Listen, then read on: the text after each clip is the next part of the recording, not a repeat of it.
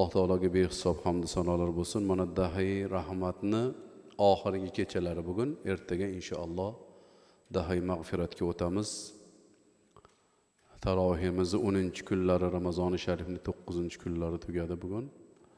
Bugun inshaalloh Qur'onni ham yarmiga 15 bora inshaalloh itmomiga yetadi. Alloh taolo muborak qilsin. Ustimizga Alloh rahmatlarini yog'dirdi. Ramazon roza tutganlarni, duo qilganlarni, istig'for qilganlarni Allohdan umidvormiz. Bu ibodatlarimiz o'zimizga manfaatli bo'lib, gunohlarimizni Alloh mag'firat aylasin. Va shu Ramazoni sharifni juda ham baxtlimiz. Yer yuzida shu yerda o'tirganlar ko'p qadriga yetmaydi-da, 5 minut, 10 minut o'tkazib yubordi deb o'tiradi. Siz qayerda o'tiribsiz? Jannatning bog'ida o'tiribsiz. Buni qadriga yetinglar. Ertaga o'tib ketadi 10 kun. Keyin bo'lmaydi, xatmi Qur'on bo'lmaydi Ramazondan keyin. Buni ko'plar maqmaydi. Bu juda ham g'animat bu. Boshqa payt ham Qur'on o'qiymiz, a? Har doim o'qiymiz Qur'onni, lekin bu fayz boshqa bo'ladi Ramazonda. Ramazonda bu Allohning rahmatlari, farishtalar yerga tushgan ulug' kechalarni g'animat bilib, bundan fayzli joy qayerda bo'ladi masalan? Hozir buni qadriga yetib shukrini qilishimiz kerak. Alhamdulillah. Endi shu odoblarini, Ramazoni sharifning odoblarini saqlashlikka harakat. Ko'proq yoshlarni men yana adabga chaqirmoqchiman. Alloh subhanahu va taolo payg'ambar alayhisolatu vassalomni maqtada Qur'oni Karimda. Astagfirullah va innaka la ala xuluqin azim. Ey Muhammad sallallohu alayhi va sallam, eng go'zal xulq ustidasiz siz dedi Alloh taolo. Rasulullohdan xulqi yaxshiroq odam bor desa, musulmon odam aytmaydi uni. Payg'ambar alayhisolatu vassalomni Alloh maqtab eng go'zal xulq sizda dedi. Xo'p, Oysha onamizdan so'rashdi. Rasulullohning xulqlari qanaqa edi? Kana xulquhu al-Qur'on dedilar. Payg'ambarning xulqlari Qur'on edi dedilar. Demak, xulq, axloqni Qur'ondan olamiz. Qur'ondan olish uchun eshityapmizmi? Unga amal qilishimiz kerak. Addabani robbi fa ahsana ta'dibi dedilar Rasululloh sallam. Menga Allohning o'zi odob berdi, shuning uchun eng go'zal odob menda bo'ldi deb marhamat qildilar. Mana yoshlarimiz hozir 21-asr juda ham murakkab asr. Ayniqsa shu ommaviy madaniyat hatto musulmonlarga namoz o'qiganlarga ham ta'sir qilyapti. Qanaqa qo'pollik, o'zini katta olish, qaysarlik musulmonda bo'lmaydi bunday masala. Qandaydir bir o'ziga bino qo'yish, bu musulmonda bu yomon mazmum sifatlar bular. O'ziga bir baho berish, beadablik, o'zidan kattaga shunday tikka qarashlik, bular ota-bobolarimizda bo'lmagan bu ishlar. Ota-onasiga tikka qarashlik. Mana bu narsalardan qutulib borishimiz kerak. Shu Ramazoni sharifda shu yomon sifatlardan, mazmum sifatlardan o'zimizni tozalashimiz kerak. Salom odobni boshida emas, salom. Men bu gapni aytishim hozir bir narsa ta'sir qildi menga.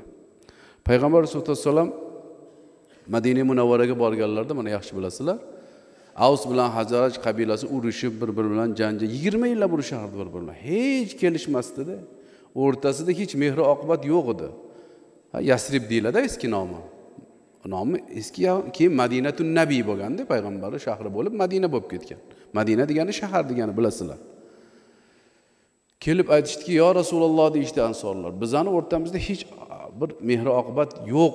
Odamlarda nima qilaylik deydi. Rasululloh nima dedilar? Ikkita kalimani o'rgataman. Agar shuni o'rgansanglar, bir-biringlarni yaxshi ko'rib qolasizlar dedilar. Va afshus salama baynakum dedilar. Salomni ifsho degani ovozinglarni chiqarib bir xil assalomu alaykum deb qo'yadi. Nima degani bu? Assalomu alaykum degan. Hech desam ya, assalomu alaykum bo'lsa Alloh asrasin. Assalomu alaykum bo'lsa sizga o'lim bo'lsin bo'lib qoladi. Assalom degani o'lim degani. Assalomu alaykum. Assalomu alaykum. Ifsho qilinglar, ovozinglarni chiqarib beringlar.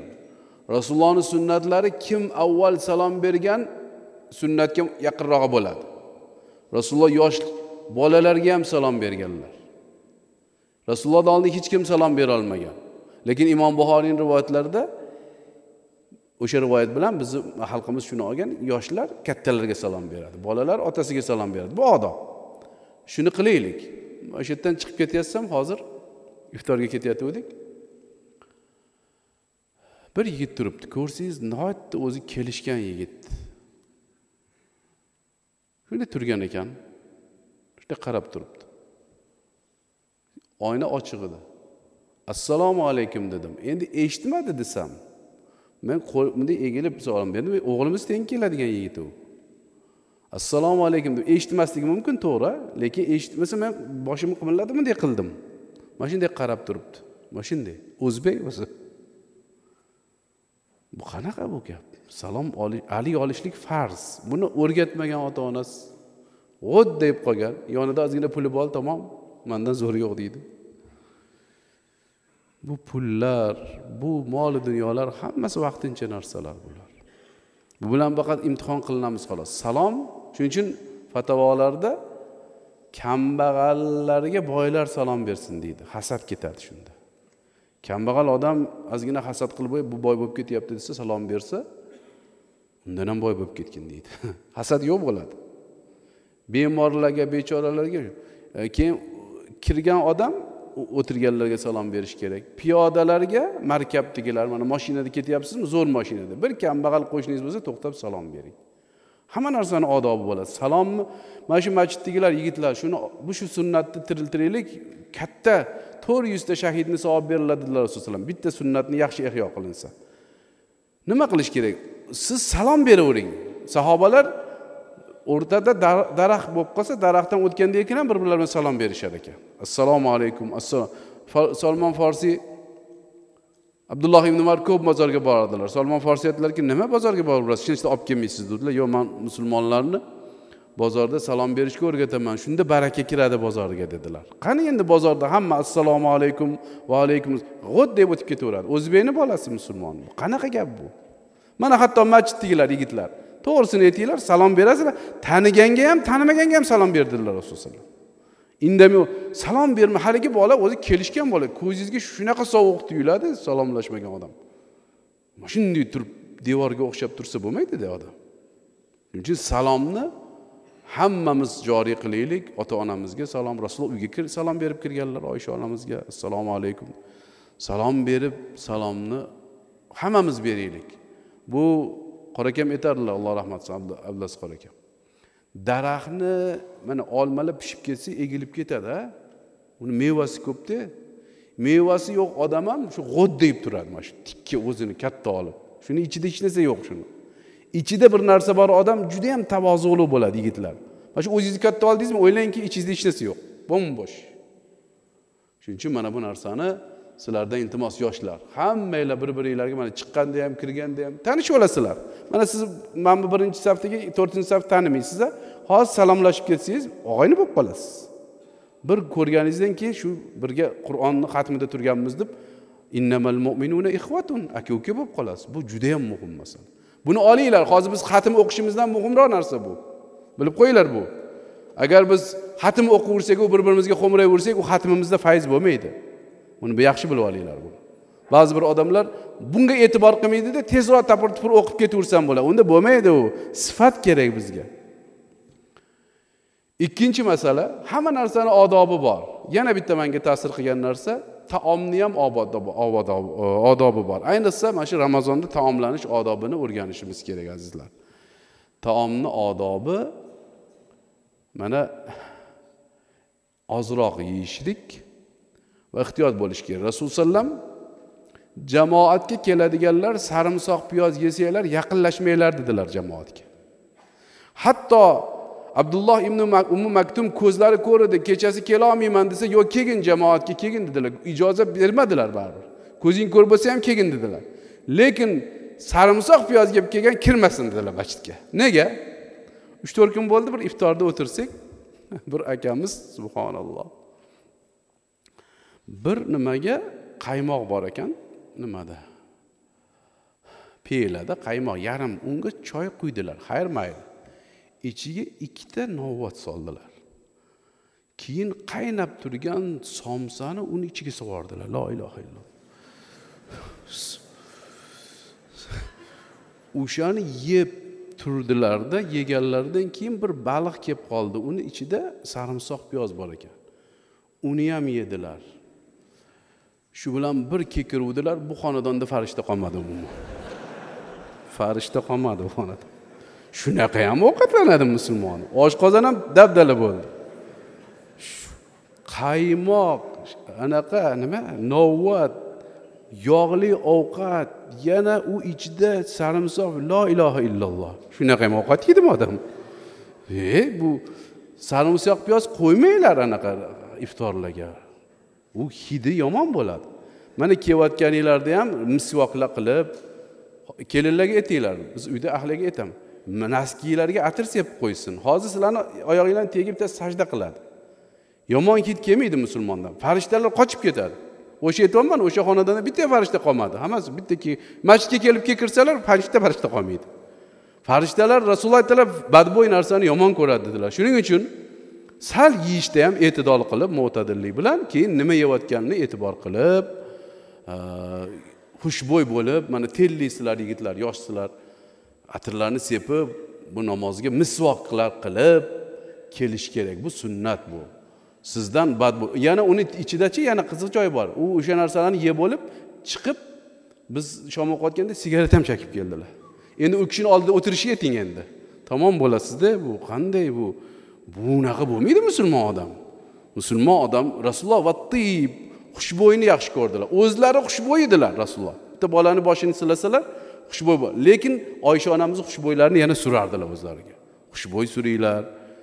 Pokiza bo'l, dasturmonlarni har kuni yuvdiringlar, kelinlarga. Nima qiladi endi yuvmadi? Bitta dasturmonlar yuvadi-da.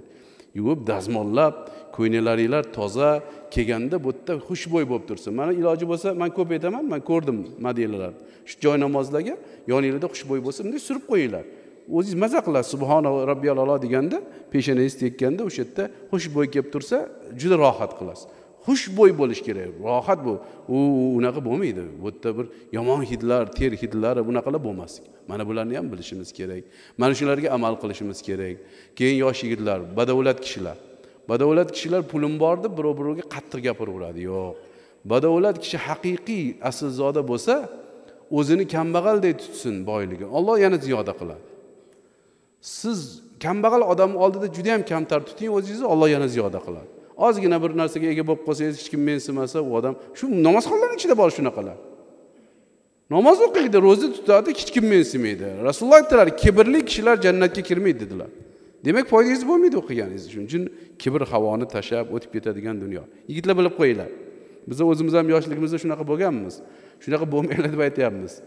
Shu 40 ga kirguncha hamma narsani bilaman deb o'ylaysizlar-da, hech narsani bilmaysizlar. Bilmaysizlar. Biz ham shunaqa deb o'ylardik. Yosh otalarimiz bilar ekan. 40 dan keyin mana Rasululloh payg'ambar bo'lganliklari, bitta nimasi 40 dan keyin mukammal bo'ladi. Aql to'liq bo'ladi 40 dan. Ungacha shuncha kechiramiz xatolaringlarni. Mana yoshlarga shuncha duoga turgin desa ham 2 sekundga chidamasdan yana turib ketaveradi. Chunki hali aqli to'liq bo'lmaganda, eshitish qobiliyati yo'q. Mayli biz kechiraveramiz. Duoni qadriga yetsin-chi, Allohdan so'rasin-chi, bu yerda Allohning do'stlari bor. 2 minut Xudodan so'rab qolsangiz, siz yo'q, assalomu alaykum va rahmatulloh deb aytib chiqib ketadi yoqqa. Ko'rdingizmi? Bu yoshlik bu. Yoshlik beboshlik. Shuni yaxshi bo'lish kerak. Shuning uchun sizlarni yaxshi ko'ramiz, lekin bu agar baxtli bo'lasizlar, bizlarning meni gaplarimni bir o'ylab, bu meni gapim emas, shariatni ulamolarimiz mana shu bir o'ylab, tadabbur qilib, qorakam adab bo'lsa, hamma yaxshi bo'ladi. Musulmonlar ham yana zo'r bo'lib ketadi agar adab bo'lsa, odob, axloq go'zal bo'lsa. U qo'pollik, so'kong'ichlik, o'zini katta, hammasi nodonlikdan boshqa narsa emas. Hammasi vaqtinchalik, hammasi imtihon. Mana shuni anglab yetsak, mana Qur'onda qorilar har oyatda shu oyatlarni o'qiyapti. Shuncha aytayapmanki, borganinglardan keyin Qur'oni Karimni bir bet bo'lsa ham tarjima tafsirlarini o'qib ko'ringlar. Mana kecha men quvvatim yetmadi. Shunaqa og'ir oyatlar o'tdiki, subhanallohi, men sizlarga gapira olmay qoldim shunda. Juda ham Allohning eng mas'uliyatli oyatlarini nozil bo'lganini o'qidik. Shuning uchun bu Qur'onni bittaga faqat shu eshitib ketaversam bo'ldi emas, bunga amal qilishlik. Mana kecha qorlarga ham men nasihat qildim. O'qiganinglardan keyin mana bular amal qiladi. Bular amal qiladigan yigitlar. Alhamdulillah, bu qorilar amal qiladi. Shuning uchun ham mana alhamdulillah fayz bor, baraka bor. Ammo amal qilmasdan o'qiganni behuda bo'ladi. Shuning uchun duo qilaylik, yo arhamar rohimin. yo arhamar rohimin, yo arhamar rohimin. Shu kechalarda mana rahmatlaring yog'ildi muttasil. Mag'firat kechasiga ertaga o'tamiz, gunohlarimizni o'zing kechirgin. Hammamizda ham ayb bor, ammo o'zing kechirguvchi g'afforsan, g'afurur rahimsan va ayni paytda sendan so'raymizki, ayniqsa yoshlarimizga odob va axloq, ota-onalarning oldida, kattalarning oldida salom berib, chiroyli bo'lib, badbo'y bo'lmasdan xushbo'y bo'lib, oilalaringizga ham xushbo'y bo'lib, ayollaringizga ham shirin gaplar. Yigitlar birortanglar xotininglarga quduq qilmanglar Ramazonda. Ya astag'firulloh. Yaxshi gaplarni gapirib, ular xursand bo'lib qolsin. Shu Ramazonda meni erim axloqiy jihatdan zo'r bo'lib qolsin deb duo qilsa, ishingiz ham yurib ketadi, ishlaringiz ham yurishib ketsin. Oilalarimiz tinch bo'lsin. Yana xatmdan keyin duo qilamiz. Alloh taolo mana shu Ramazonni hammamizga manfaatli qilib, onadan yangi tug'ilgandek chiqishimizni nasib qilsin. Va sallallohu